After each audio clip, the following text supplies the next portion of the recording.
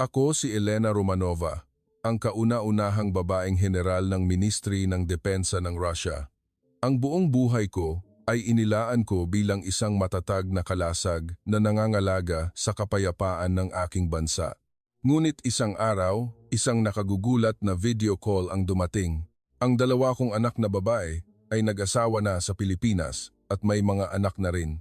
Ang mas lalong ikinagulat ko ay parehong Pilipino ang kanilang mga asawa. Ang panganay kong si Olga ay naging isang doktor, samantalang ang pangalawa kong si Natasha ay isang nurse. Naisip ko na ang mga anak na buong puso kong pinalaki upang maging mga henyong magtataguyod sa kinabukasan ng Russia ay nagtaksil na ngayon sa kanilang inang bayan.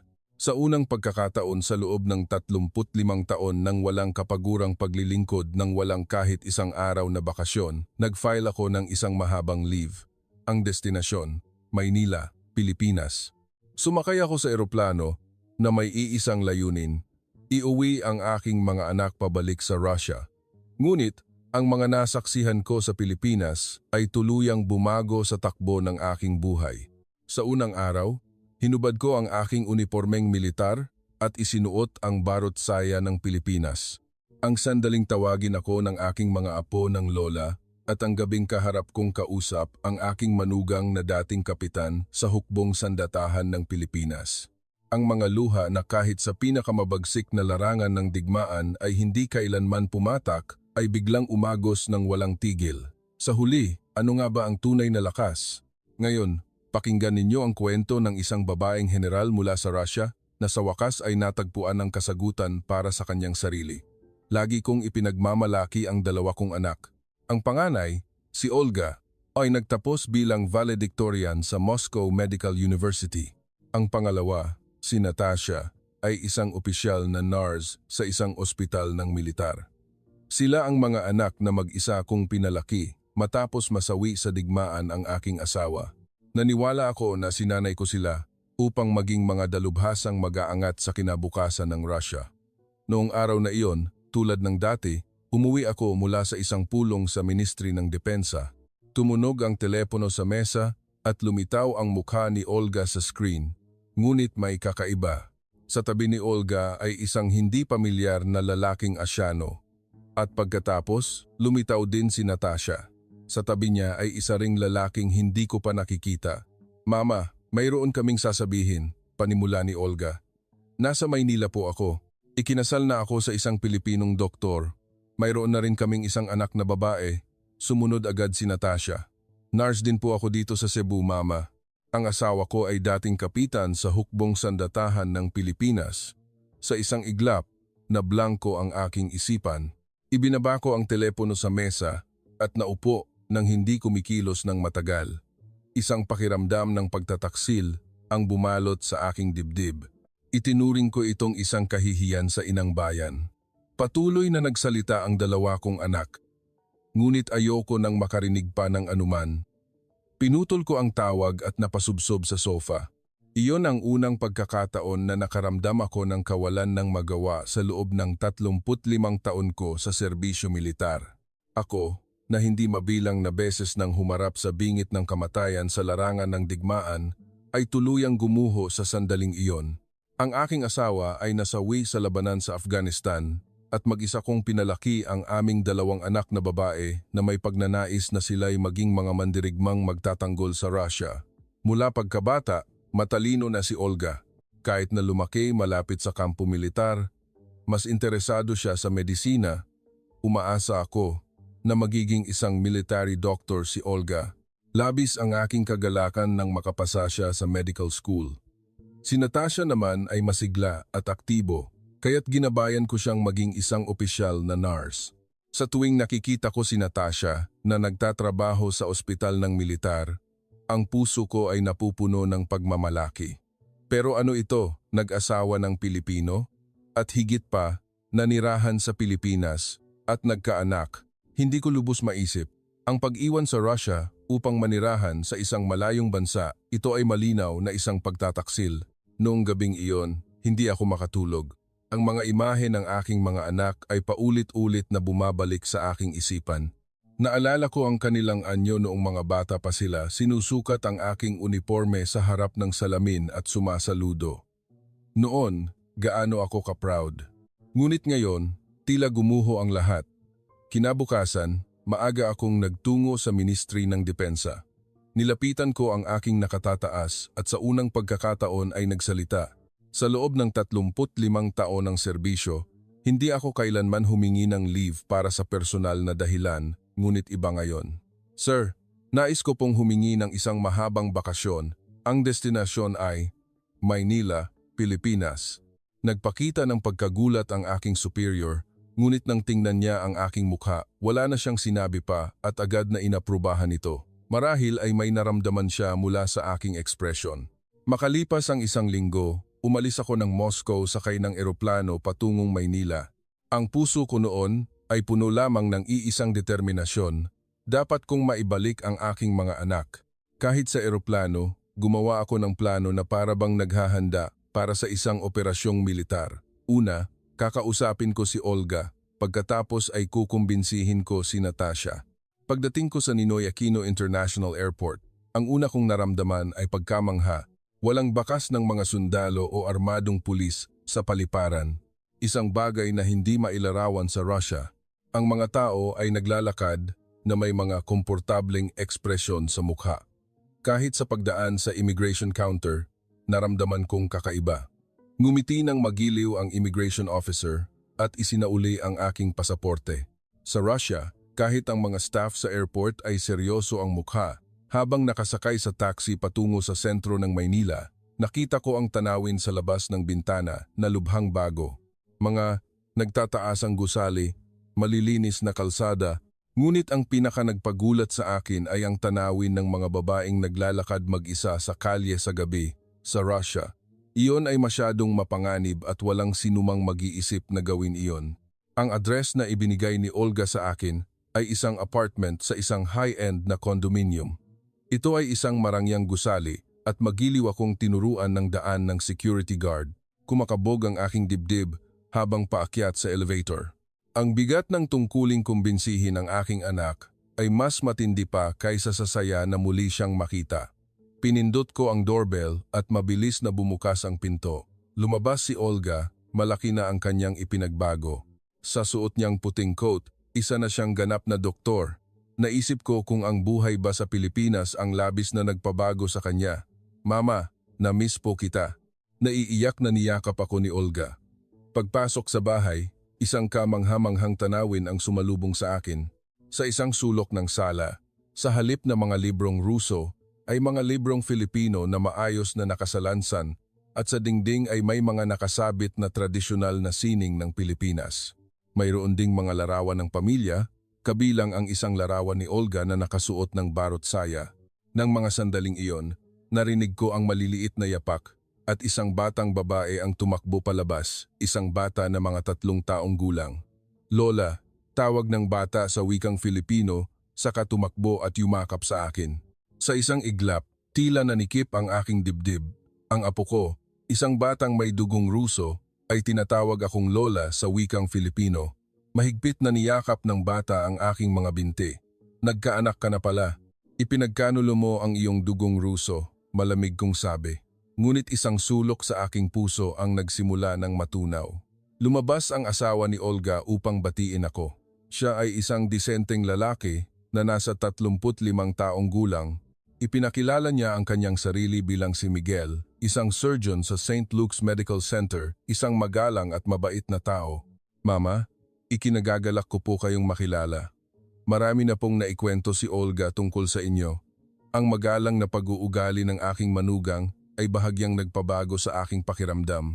Para sa akin, nasanay sa mga diretsahang salita ng mga sundalong Ruso, ito ay isang ganap na bagong karanasan. Sabay-sabay kaming nananghalian at nagkuwentuhan. Si Olga ay nagtatrabaho bilang internist sa St. Luke's at doon sila nagkakilala.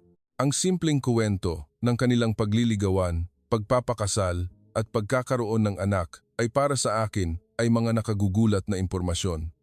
Mama, masaya po ako. Mahal na mahal ko po ang buhay dito sa Pilipinas, sabi ni Olga na may tapat na ekspresyon. Pagsapit ng hapon, Lumapit ang aking apo, may hawak na libro, isang aklat ng mga kwentong bayan sa Filipino. Umakyat siya sa aking kandungan at nagpumilit na basahan ko siya ng kwento, isang batang hindi marunong magruso. Lola, read this for me po. Binasa ko ang libro sa aking paputol-putol na Filipino at ang bata ay humagigik. Sa sandaling iyon, naramdaman kong may kung anong umuusbong mula sa kaibuturan ng aking puso. Kinabukasan, nagtungo ako sa Cebu upang makita si Natasha habang nakasakay sa eroplano. Ang tanawin ng mga bundok at mga isla ng Pilipinas ay nakalatag sa labas ng bintana. Isang tanawing ibang-iba sa Russia, ngunit may sarili itong ganda. Pagdating ko sa isang malaking ospital sa Cebu, sinalubong ako ni Natasha. Sa kanyang uniforme bilang nurse, mukha pa rin siyang masigla tulad ng dati. Nang makita niya ako sa lobby ng ospital, tumakbo siya at niyakap ako ng mahigpit. Mama, dumating ka nga. Hindi po ako makapaniwala. Inilibot ako ni Natasha sa ospital. Puno ito ng mga modernong kagamitang medikal at ang imahe ni Natasha na nag-aalaga sa mga pasyente ay mukhang propesyonal. Ramdam ko ang respeto sa kanya ng kanyang mga kasamahan. Pagkatapos ng trabaho, umuwi kami sa bahay ni Natasha. Ito ay isang maaliwalas na apartment na may mga gamit mula sa Russia na nakalagay sa iba't ibang sulok. Mas may dating Ruso ang bahay na ito kaysa sa bahay ni Olga. Nasa bahay na ang asawa ni Natasha. Siya ay dating kapitan sa hukbong sandatahan at ngayon ay isang instructor sa isang military reservist training center. Ang kanyang disenteng anyo at kilos militar ay nag-iwan ng impresyon sa akin. General, ma'am, ikinararangal ko pong makilala kayo. Marami na pong naikwento sa akin si Natasha tungkol sa inyo. Nang makita ko kung paano siya sumaludo, nagsimula akong magkaroon ng magandang pakiramdam sa kanya. Kahit papaano, siya ay isang taong nakaunawa kung ano ang militar. Nag-usap kami habang naghahapunan. Nagluto si Natasha ng mga pagkaing Pilipino tulad ng sinigang at adobo, mga lasang ibang-iba sa pagkaing Ruso, ngunit hindi naman masama. Mama, ayaw po naming mamuhay na tulad ninyo, biglang sabi ni Natasha. Nabuhay po kayo para sa bayan pero wala kayong pamilya.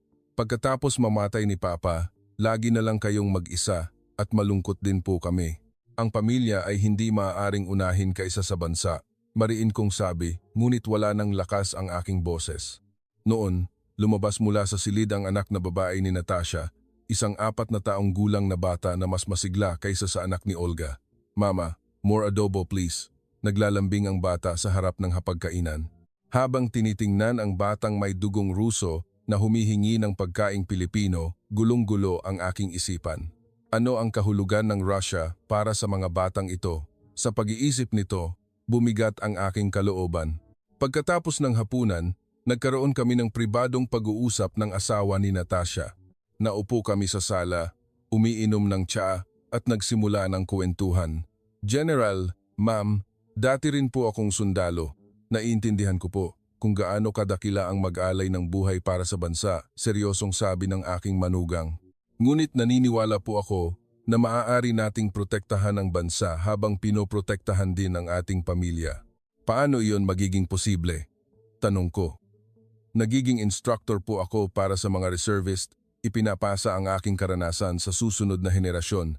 Kasabay nito, minamahal at inaalagaan ko ang aking pamilya, paliwanag niya.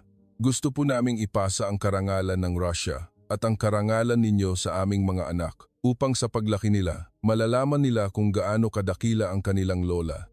Isang damdamin na kahit sa larangan ng digmaan, ay hindi ko naramdaman ang biglang bumuhos ang pakiramdam ng pagiging respetado. Nauunawaan ako ng Pilipinong sundalong ito. Ang kanyang mga salita na ang isang sundalo ay maaari ring magprotekta ng pamilya ay patuloy na umalingaw-ngaw sa aking isipan. Makalipas ang ilang araw, sa katapusan ng linggo, ang dalawang pamilya ay nagsama-sama para sa isang picnic sa Rizal Park. Naroon ang aking mga anak, mga apo at mga manugang, puno ng mga pamilya ang parke. Naglatag kami ng banig at kumain ng tanghalian. Ang mga pagkaing inihanda ni na Olga at Natasha ay puro Pilipino, ngunit puno ng pagmamahal. Ang mga bata ay masayang nagtatakbuhan sa damuhan. Mama, subukan niyo pong isuot itong barotsaya. Kinuha ni Olga mula sa bag Ang isang kasuotan, isang damit na gawa sa pinong tela na kulay rosas. Noong una ay tatanggi ako, ngunit dahil sa pamimilit ng aking mga anak, sinubukan ko ito. Habang buhay na sanay sa unipormeng militar, nahihiya ako sa pagsusuot nito. Ngunit ang aking refleksyon sa salamin ay hindi na isang general, kundi isang ordinaryong lola. Wow, ang ganda ni Lola. Palakpakan at sigawan ng aking mga apo. Sa sandaling iyon, bumuhos ang aking luha. Gaano nakatagal mula noong may pumuri sa aking ganda. Para sa akin, na nabuhay lamang bilang isang sundalo, ito ang unang pagkakataon na narinig ko ang mga salitang iyon. Naglakad-lakad kami ng aking mga anak sa tabi ng Manila Bay at marami kaming napag-usapan. Humagigik sina Olga at Natasha habang inaalala ang mga alaala ng kanilang kabataan. Mama, noong bata kami, lagi kayong abala, sabi ni Natasha. Lagi ka lang naming nakikita sa uniforme, ni minsan hindi ka namin nakitang nakapalda. Akala namin noon, normal lang iyon. Sumunod si Olga, pero nang kami na ang naging ina, doon namin naintindihan. Kailangan ng mga bata ang isang ordinaryong ina, hindi isang inang sundalo. Upang maging kasing lakas ninyo, kinailangan namin ng pagmamahal, sabay na sabi ng dalawa kong anak. Sa sandaling iyon, bumuhos ang aking luha. Ang mga luhang pinigilan ko sa loob ng 35 taon, niyakap ako ng mahigpit ng aking mga anak. Oo, tama kayo. Sa unang pagkakataon, inaamin ko. Nagkamali si Mama. Patawarin ninyo ako. Mabilis na lumipas ang isang linggo sa Pilipinas. Sa gabi bago ako umalis, tinawag ko ng pribado ang aking dalawang manugang. Nagkita kami sa lobby ng hotel. 2. Binuksan ko ang aking military bag. Sa loob, kasama ng aking mga medalya, ay isang espesyal na bagay. 2 badge ng elite officer ng Russia. Ito ang mga natanggap ko matapos dumaan sa 11 larangan ng digmaan. Kinuha ko ang mga badge at sinabing, mula Chechnya hanggang Afghanistan hanggang Syria, tinitigan ng dalawa kong manugang ang mga badge nang may paggalang. Ang asawa ni Natasha, isang sundalo, ay alam ang halaga nito at ang asawa ni Olga ay tila naramdaman din ang bigat nito. Mula ngayon, kayo na ang magpapatuloy ng karangalan ng ating pamilya. Ibinigay ko sa bawat isa ang isang badge. Kayo ngayon ay pamilya ng isang babaeng general ng Russia. Tumingin kayo sa mga badge na ito at ituro sa inyong mga anak ang katapatan, karangalan at katapangan. Tumayo ang dalawa kong manugang at sumaludo. Ito ay isang salutong Pilipino, ngunit puno ng katapatan. Kahit sila ay Pilipino, sila ngayon ay bahagi na ng pamilya ng isang babaeng general ng Russia. Salamat po, Mama, sabay nilang sabi. Pangangalagaan po namin ang karangalang ito bilang yaman ng aming pamilya at ipapasa sa mga susunod na henerasyon. Idinagdag ko, ngunit tandaan ninyo, ang tunay na karangalan ay wala sa mga medalya kundi sa pagprotekta sa pamilya. Nalaman ninyo iyan ng mas maaga kaysa sa akin. Noong gabing iyon, pabalik sa aking silid sa hotel, tumingin ako sa labas ng bintana. Ang ganda ng tanawin ng Maynila sa gabi. Bawat ilaw ay tila init ng isang pamilya. Kinabukasan, nagtungo ako sa NAIA. Naghahatid ang parehong pamilya. Umiiyak ang mga bata, ayaw mahiwalay sa kanilang lola. Lola, babalik po kayo, ha? Pagbalik niyo po sa Russia, mamimiss niyo po ang Pilipinas. Hinawakan ng mahigpit ng anak ni Olga ang aking kamay at sinabi, babalik si Lola, pumunta rin kayo sa Russia ha? Mahigpit kong niyakap ang aking mga apo at nangako. Bago pumasok sa departure gate, niyakap ko ang aking mga anak sa huling pagkakataon. Parehong naiiyak sina Olga at Natasha. Mama, mahal po kita, bulong nila. Ngayon ko lang naramdaman na tunay tayong isang pamilya. Mahal ko rin kayo. Sa unang pagkakataon, sinabi ko ang mga salitang iyon, ipinagmamalaki ko kayo. Bago sumakay sa eroplano, lumingon ako at nakita ang aking mga anak at apo na kumakaway. Nakita ko si Olga na kinukuhanan ako ng litrato habang suot ang barot saya. Lumipad ang eroplano, unti-unting lumayo ang Maynila sa labas ng bintana. Habang umaakyat sa ibabaw ng mga ulap, sumikat ang nakasisilaw na araw. Ang puso ko ay naging kasing linaw ng sikat ng araw sa ibabaw ng ulap. Sa eroplano, kumuha ako ng panulat at nagsulat sa aking journal. Ako, na sa loob ng 35 taon sa serbisyo ay puro battle reports lang ang isinusulat, sa unang pagkakataon ay nagsulat ng mga personal na saloobin. Ang digmaan ay nagtatapos sa pamamagitan ng baril, ngunit ang pamilya ay nagsisimula sa pag-ibig, isinulat ko sa tala-arawan. Sana, mula ngayon, maalala ako hindi bilang isang general ng Russia, kundi bilang isang ina na nagtayo ng isang bagong angkan sa Pilipinas. Nang pumasok ang eroplano sa himpapawid ng Russia, isang pamilyar na tanawin ang lumitaw, ngunit ang puso ko ay naiwan na sa Pilipinas. Ang tawa ng aking mga apo, ang masayang mukha ng aking mga anak, at ang magalang na pagbati ng aking mga manugang ay patuloy na bumabalik sa aking isipan. Pagdating sa airport, sumakay ako ng taxi. Nagtanong ang driver, "General, saan po kayo galing?" "Galing ako sa pamilya ko," nakangiti kong sagot. Sa unang pagkakataon, nakilala ko ang tunay kong pamilya. Pag-uwi sa bahay, hinubad ko ang aking uniforme at binuksan ang aparador. Kinuha ko ang isang kahon na nakatago sa kaloob-looban. Sa loob nito ay mga larawan kasama ang aking asawa, kabilang ang aming wedding photo. Habang tinitingnan ang aking kabataan sa larawan, naisip ko, noon ay alam ko kung ano ang pag-ibig, ngunit nakalimutan ko ito. Ang aking mga anak ang muling nagpatuklas nito. Kumuha ako ng papel at panulat mula sa drawer.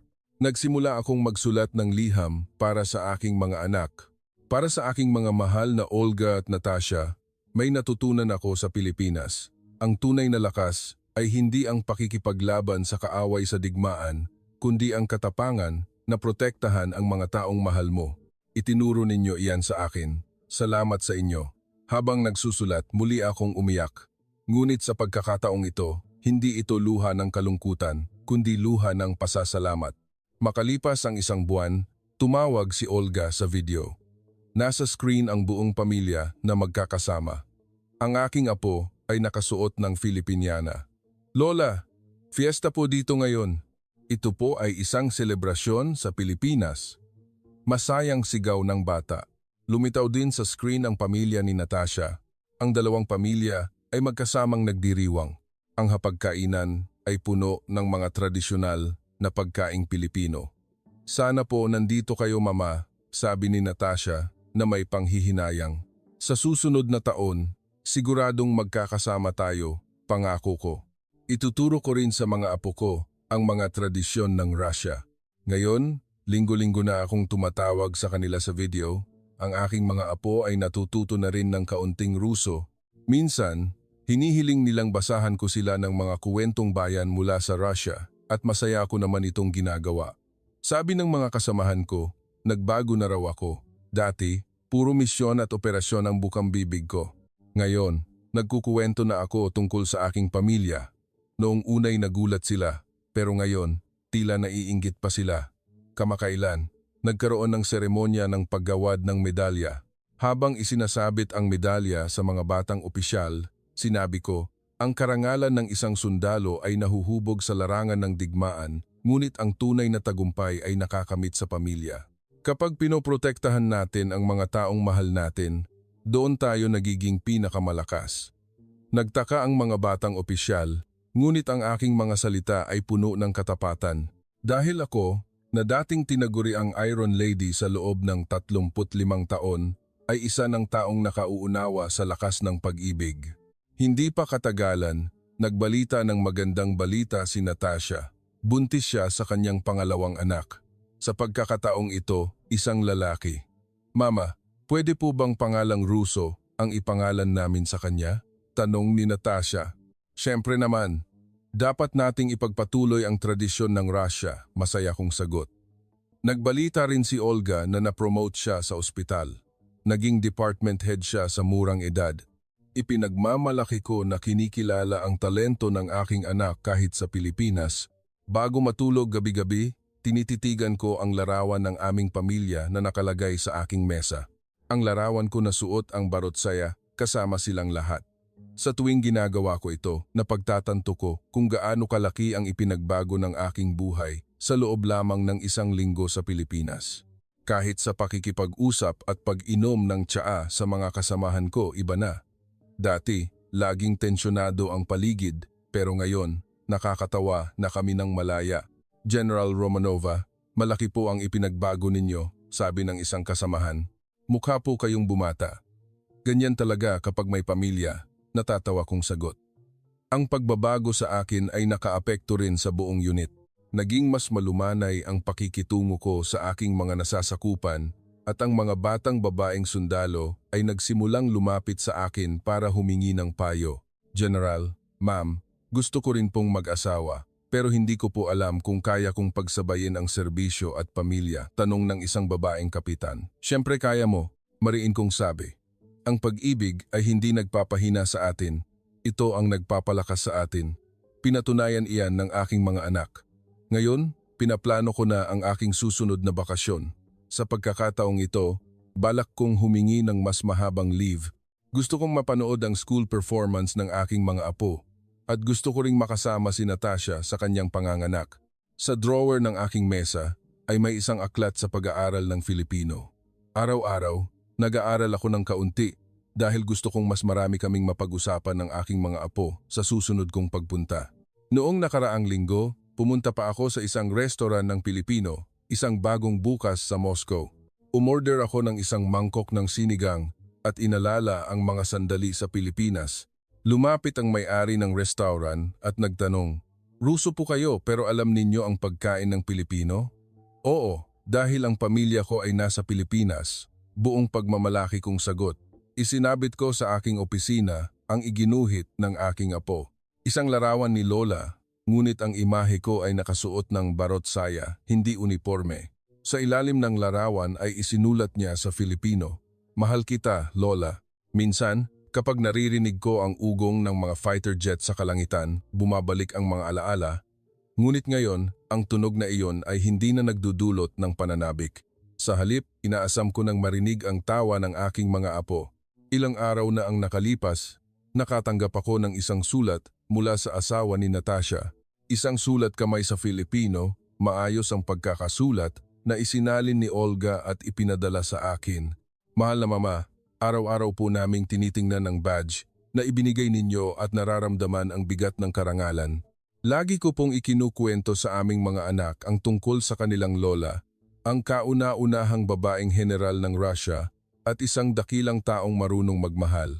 Habang binabasa ang sulat, gumaan ang aking pakiramdam. Ipinagmamalaki ko na ang pamanang iiwan ko ay hindi mga armas o medalya, kundi pag-ibig. Ilang taon na lang at magre-retiro na ako. Dati, hindi ko alam kung ano ang gagawin ko pagkatapos magretiro. Ngunit ngayon, inaabangan ko na ito. Plano kong magpabalik-balik sa Pilipinas at Russia para maglaan ng oras sa aking pamilya. Kagabi, nanaginip ako. Nasa Rizal Park daw ako, kasama ang aking pamilya. Nagtatakbuhan ng mga apo. Nagtatawanan ng mga anak. Sa tabi ko ay ang aking yumaong asawa. Sabi niya, Magaling ang ginawa mo, Elena. Pinalaki mo ng maayos ang ating mga anak. Pagkagising ko mula sa panaginip, tumulo ang aking luha, ngunit hindi ako malungkot. Sa halip, masaya ako dahil sa wakas, mayroon na akong matibay na paniniwala na tama ang aking pinili. Ngayon, pagkatapos ng trabaho, umuwi na naman ako. Pagbukas ng pinto, bumulong ako sa aking sarili, nandito na ako. Dati, isa lamang iyong pagbating itinapon sa isang bahay na walang tao, ngunit ngayon, ito ay parang isang pagbati sa pamilyang malapit ko nang makasama. Dahil sa aking puso, lagi silang naroroon. Ngayon, naiintindihan ko na. Ang tunay na pagmamahal sa bayan ay hindi ang mamatay para sa bansa, kundi ang mabuhay para sa mga taong minamahal mo.